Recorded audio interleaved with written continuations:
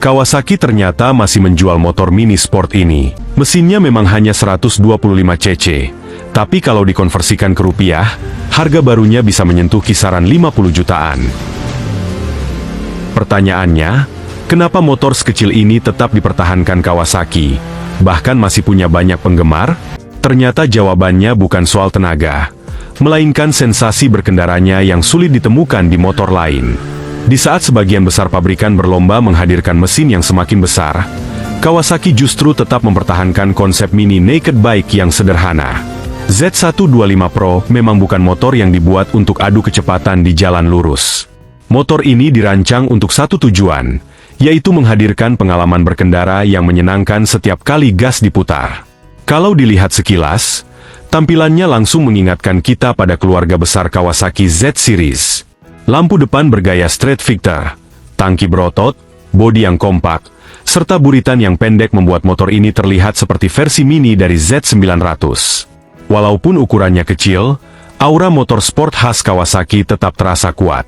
Masuk ke bagian mesin, Kawasaki membekali Z125 Pro dengan mesin satu silinder berkapasitas 125 cc, SOHC 2 katup, berpendingin udara, yang sudah menggunakan sistem digital fuel injection. Di atas kertas tenaganya memang hanya sekitar 10 horsepower, tetapi justru disinilah karakter motor ini berada. Bobotnya yang ringan membuat setiap tenaga yang dihasilkan terasa cukup responsif untuk penggunaan di dalam kota. Saat berpindah jalur, berbelok di tikungan sempit, atau sekadar menikmati jalanan sore, motor ini terasa sangat lincah. Yang menarik lagi, Kawasaki tetap mempertahankan transmisi 4 percepatan manual. Mungkin terdengar sederhana, tetapi rasio giginya dibuat agar akselerasi awal terasa spontan. Untuk sebuah fun bike, karakter seperti ini justru membuat motor terasa lebih hidup dibanding mengejar kecepatan puncak. Beranjak ke sektor kaki-kaki, Z125 Pro menggunakan rangka backbone yang dipadukan dengan suspensi depan teleskopik dan suspensi belakang offset Lydon single shock yang preloadnya dapat disetel. Artinya, pengendara bisa menyesuaikan karakter suspensi sesuai kebutuhan. Hasilnya, motor tetap nyaman digunakan untuk harian sekaligus stabil saat diajak bermanuver. Sistem pengeremannya juga tidak dibuat asal.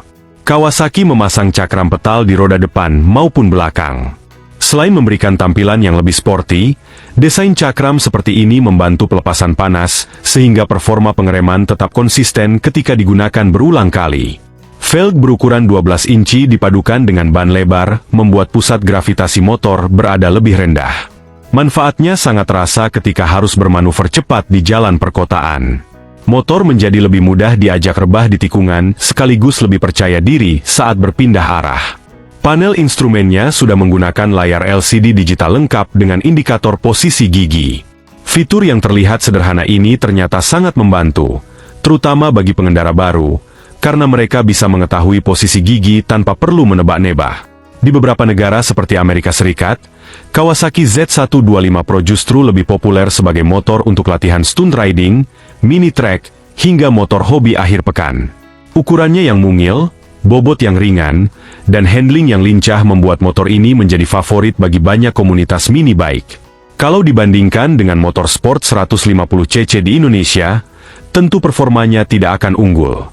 Namun sebenarnya Z125 Pro memang bukan pesaing langsung motor-motor tersebut.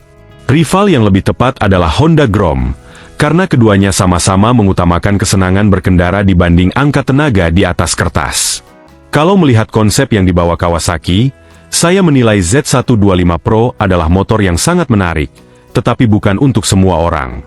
Kalau tujuanmu mencari motor harian yang bertenaga, mungkin motor sport 150 cc akan menjadi pilihan yang lebih masuk akal. Namun kalau kamu ingin motor kedua yang unik, mudah dimodifikasi, praktis digunakan di dalam kota, dan selalu mengundang perhatian setiap kali diparkir, Z125 Pro menawarkan pengalaman yang sulit digantikan motor lain. Itulah alasan mengapa Kawasaki masih mempertahankan motor ini hingga sekarang. Mereka tidak menjual sekadar mesin 125 cc, tetapi menjual karakter, gaya hidup, dan kesenangan berkendara yang menjadi ciri khas sebuah fun bike.